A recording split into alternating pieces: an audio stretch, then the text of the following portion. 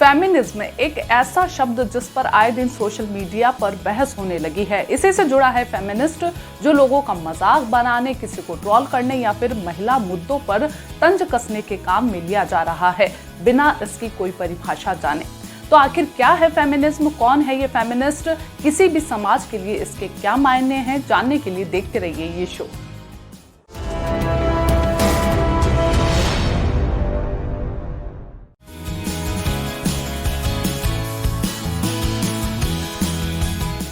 Feminism यानी स्त्रीवाद एक आंदोलन है महिलाओं की समानता के अधिकार के लिए, जिसे अक्सर लोग पुरुष विरोधी मानसिकता मान लेते हैं, जिसकी परिभाषा पुरुषों से नफरत के तौर पर देखी जाती है, लेकिन हकीकत में ऐसा नहीं है।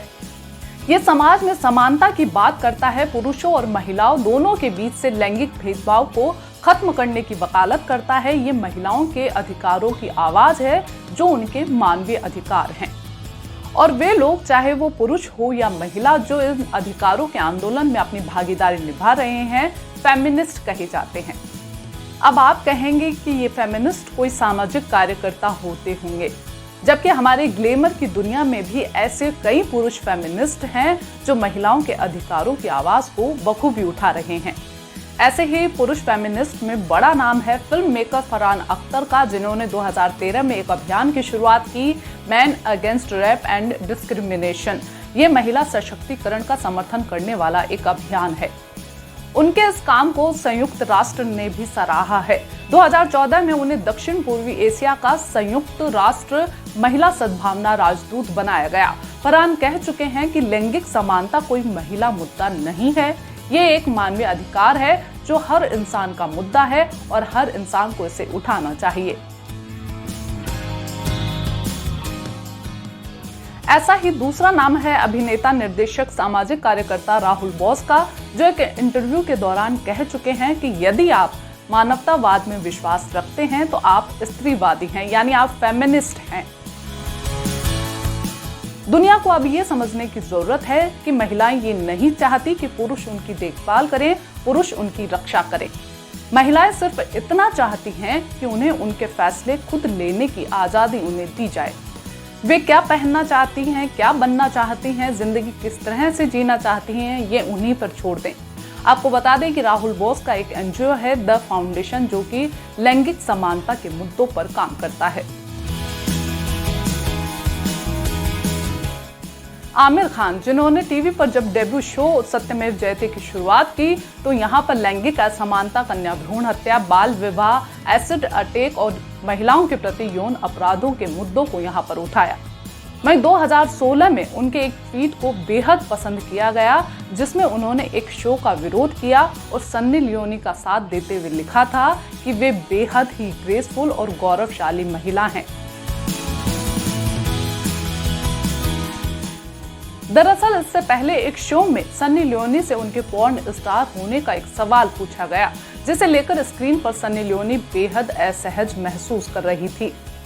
इसके बाद आमिर खान ने ट्वीट कर इस शो पर आपत्ति जताई थी।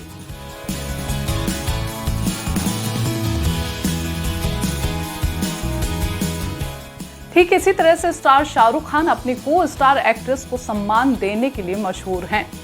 वे बॉलीवुड में पहले ऐसे शख्स हैं जिन्होंने फिल्मों में एक्टर से पहले एक्ट्रेस का नाम देने की पहल की। यहाँ ये बात जान लेना भी बेहद जरूरी है कि पुरुषों का फेमिनिस्ट होना कोई नया या अनोखा नहीं है, क्योंकि भारत में स्त्रीवादी आंदोलन की शुरुआत पुरुषों ने की थी। 18वीं शताब्दी के अंत में राजा राम मोहन राय ने सती प्रथा, पर्दा प्रथा और बाल विवाह को खत्म करने के लिए कई बड़े आंदोलन चलाए थे। 19वीं शताब्दी में ईश्वर चंद्र विद्यासागर ने उनके इन आंदोलन की बागडोर संभाली। 1820 में जन्मे ईश्वर चंद्र विद्यासागर ऐसे पहले भारतीय थे जिन्होंने महिला शिक्षा और विधवा विवाह पर कानून बनाने की मांग की थी। इसके साथ ही सती प्रथा, बहु विवाह और बाल विवाह को खत्म करने के लिए उन्होंने कई बड़े आंदोलन चलाए। इसके साथ ही 1849 में कोलकाता में बंगाल का पहला गर्ल्स स्कूल उन्होंने खोला था। देश की महिला स्त्रीवादियों की बात करें तो सबसे पहले सावित्रीबाई फुले का नाम सामने आता है। वे देश की पहली महिला शिक्षिका थी। 3 जनवरी 1848 में उन्होंने पुणे में पहले बालिका स्कूल की शुरुआत की थी। तब उनके स्कूल में 9 विद्यार्थी थी। उन्होंने अपनी साथी शिक्षिका फातिमा शेख के घर पर यह स्कूल खोला था और दोनों ही समाज के नियमों के विपरीत इन बच्चों को उम्र भर पढ़ाती रही। देश की दूसरी नारीवादी महिला भी महाराष्ट्र से थी। 1850 में जन्मी ताराबाई शिंदे पितृसत्ता और जातिवाद के खिलाफ एक मुखर आवाज थी। वे आज भी अपने लेख स्त्री पुरुष तुलना के लिए जानी जाती है। ये पितृसत्ता की आलोचना का एक लेख है जो आधुनिक भारतीय नारीवादी पाठ माना जाता है। कुछ ऐसा ही दुनिया भर के फेमिनिस्टों का इतिहास रहा है। इन्हीं में से एक बड़ा नाम है लेखिका सिमोन द बोवा का।